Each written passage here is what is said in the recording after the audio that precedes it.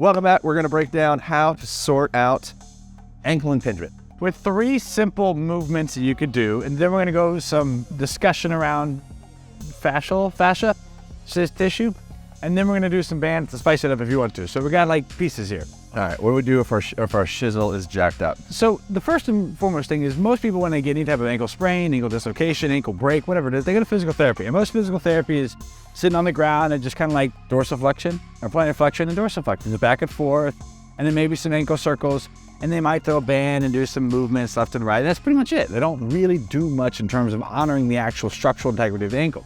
So the best thing you could do, once you get past this unloaded kind of, active range of motion stuff, is start to look at how you can load this. So we're gonna do a movement called the Patrick steps. You step up, stand on here.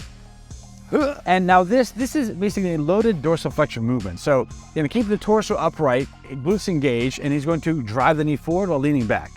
And you'll start to notice that he's going to work and load this ankle into an active dorsiflexion, the knee's going over the toe. Now, because he has to balance, and make sure that the shoulder leans back, because he's driving the knee over the toe, the feet are engaged, the toes are engaged, he's starting to work on this. So we've been working on a few reps, it's starting to loosen up, which is good. He's got a history of an ankle dislocation that got pretty bad therapy. It was jacked up, still working on it. And so now you see he's got a lot of the function back, so that's a lot of the work he's done with the tissue and everything around it, so the vascular work. But there's still some scar tissue if you notice compared to the other one. So this is part of the reason we want to look at getting into the joint and having this kind of mortar and pestle focus. So this is going to be a high rep motion. So just to show the difference, you can flip it over to your left foot. The smoothness, and you'll notice a few things. Is the arch collapsing in? Are the toes lifting off? The knee being able to go over the toe? All of these things are good, so we're not losing any integrity as the joint works. Now, as you get more and more confident, you could start to put more height on this puppy. Woo! And one of the things that'll make a big difference is if you can't do this at the very beginning without falling and losing your balance, starting off and holding on to something. A PVC pipe inside of a rack is going to be good. Oh yeah, that'd be good. But just you notice that even just another inch, it brings.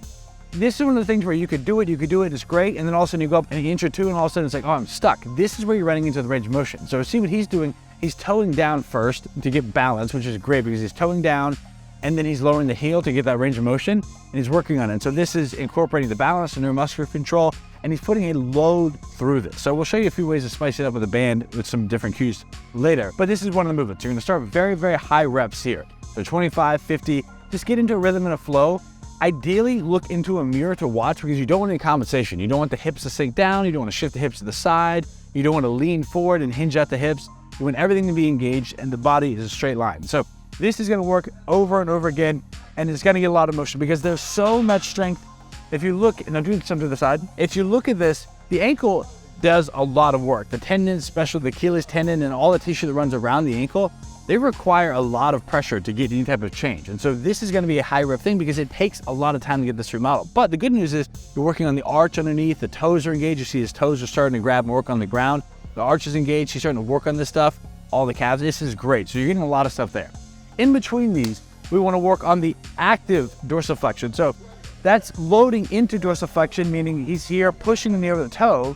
Now we're going to work on the muscle in the opposite side of the chain. So this is going to be a version of a tibialis raise, and so it's basically a tib turn because we want to honor the fact that the ankle rotates and has some rotational capacity. Even though most of the work happens in this dorsiflexion, plantar flexion plane of motion, there's still a ton of rotation, especially if you're moving, rotating, stabilizing on uneven ground. So he's very coordinated and has a lot of capacity, so you can start with both feet.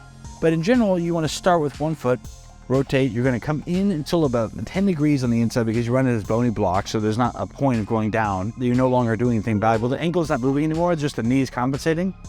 You pull the toes up, you rotate out, touch the outside of the foot and pull back up.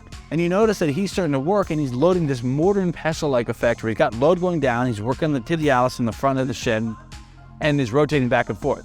And this is going to start to get a circulation pump to that while pulling and moving, and high reps here. So again, 25, 30 reps in between each set.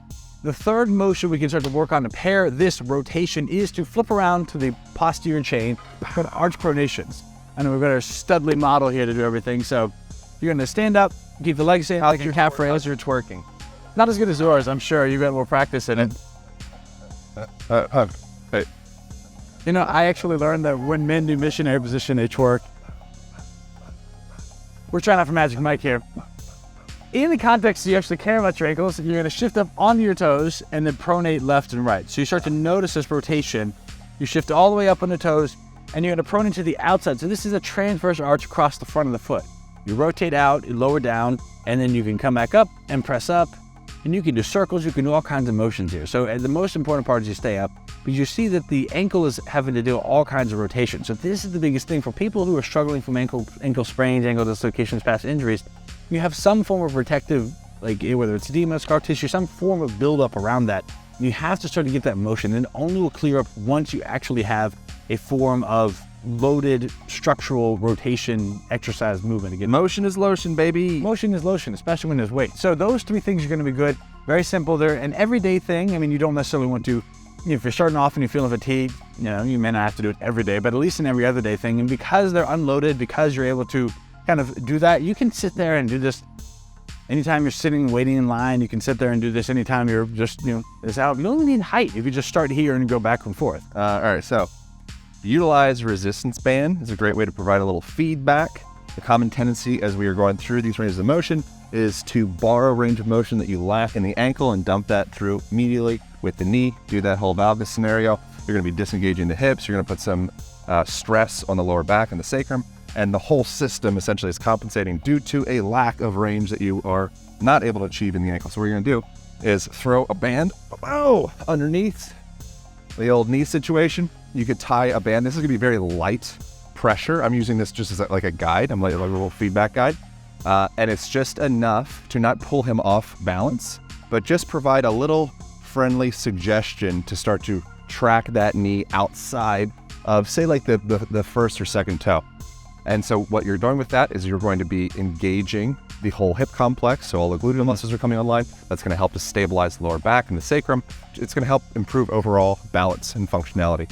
How does that feel? It feels good. So this is one of the things, and it's an invaluable point, because most times it's not always just the side that you get injured. So I had an ankle sprain about 10 years ago that caused some stiffness, weakness in this side.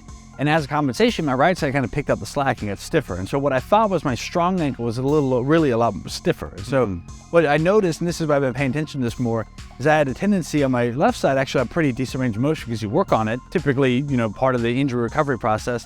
But then I noticed on my right side, I had a tendency just to shift my hips over. So what I've noticed is valuable, and this is why the band is actually a really good addition. But keeping your hands on your hip, your pelvis, so the head of the femur in a sense, and you're lowering down. Because if you shift down, this is what I would always do to make up for that, or you shift the hips over, you want these hips to stay in line so the knee is driving over this midfoot. And so that's gonna be really valuable. And the band acts as a cue that turns on the muscles. So I feel a strong burn. And don't let the fact that it's just an inch or two off the ground fool you, because it's another thing that can be supportive with this, just to stack some variables, is you could get throw the band underneath the ankle. So we're gonna go put the toe down. So a common tendency with when a person's doing that external rotation in the knee is to lift the big toe off of the ground as well. So this is getting a little convoluted at this point, but just for your awareness, drive that big toe down to the ground and try and keep me from being able to pull this slider away. So this is beautiful. So now we're really creating full contact with the foot. We're activating through the flexus hallucis longus, and just the whole surface area of the foot is really coming online, while we're also maintaining that knee tracking in a correct location over the toes, engaging the support from the hip and the whole chain that's coming online here. So this is really what we're going for. Common tendency is to lift the big toe off of the ground here, again, because we're lacking range of motion. Another thing to play with is bring a band around the ankle joint. So now we're starting to do this little like gapping, almost like flossing on the ankle joint. It's a great way to provide some myofascial release with any connective tissue that might be bound up in that area, and also just creates a little more space in the metatarsal bones here. How does that feel? It's burning. Yeah, you've been going for a very long time. But that's the thing, is the high rep. So you want to think about this, if you give that, you kind of get into a flow with it, which is nice because you get 30, 40, 50, 60 reps and you kind of break it up. That's why going like a time is good. Yeah, and ultimately you're like high reps. This is like you're hiking. If you're walking up a hill, it's not going to be like you did like 12 reps up a hill. You did probably like 3,000. Forget how to fly the stairs. Okay. Do you want to show a little bit of that tissue just as a brief overview of some of that? Yeah, so really quick final thing is something you play with at home is working with your own fascia or connective tissue. Fascia is the most sensitive organ in the body, you could say. It has 20 million sensory receptors. It's wrapping every blood vessel, every muscle, every aspect of yourself, really. So if you were to remove the whole entire body and just maintain the fascia, you'd still pretty much look like a person. It's the only organ that would fall into that category. And when you are going through and doing your own connective tissue work, or like self-massage, you could say, something you can play with is I'm going to do this side because I could use more work on this side. So actually explore the directionality of your connective tissue. So you're going to start off on this superficial fascia. So that superficial layer, almost kind of like the skin layer, and just slide it back and forth, boom, boom. And you can see on mine, it's actually been pretty decent down, even more decent up. I can feel there's a little bit of a stop as I go down compared to up. Up, I go, like half an inch. Down, it's like maybe like a quarter of an inch. So something you can play with there is find that point of resistance with yourself and just slowly sink into that resistance in the direction that is resisted. And then you could play with a little range of motion in the ankle simultaneously. And what you're thinking about that, imagine your fascia or your connective tissue is almost like you're wearing a tight pair of pants. And if I were, which I happen to be wearing a tight pair of pants, so if I were to pull, maybe I had some knee injury or some ankle thing or whatever, just a general, like old dysfunctional walking pattern, and I've pulled this connective tissue over from this point, it's not going to stop right here. It's going to spiral through the whole entire system. So all of my pants are kind of pulled into that direction. So what you're doing is you're helping to start to reorganize your connective tissue pants in a way. And the way you can do that is actually find the directionality first. So just get interested. Where are my tissues moving? Where are they not moving? And then where they're not moving, you can respectfully start to go through and get a little bit of movement in there and add a little this pin and stretch movement. It's going to be really helpful. Fantastic. Couldn't have said it. It's like you're a professional. It's almost like that. It's almost like you know exactly what you're talking about. Yeah. Yeah. I think the simple thing for the layman at home, just like hold your leg, hold your calf, start to move and feel things, get curious. Hold yourself. Hold thyself. Self-love. Love thyself. Hold thyself. Hold thyself in love. That's right. There you go. Oh yeah. You just winked at me. Well, you guys didn't catch that because there was a left eye wink. Yeah, that's because I keep my winks private and personal. Dude. Yeah. I like that. Yeah. Sid's gonna teach you how to pole dance later. So I felt it move a little bit when you winked. Yeah, I see his love. His love moved a little bit, just a little bit. It's super sweet. Is that it?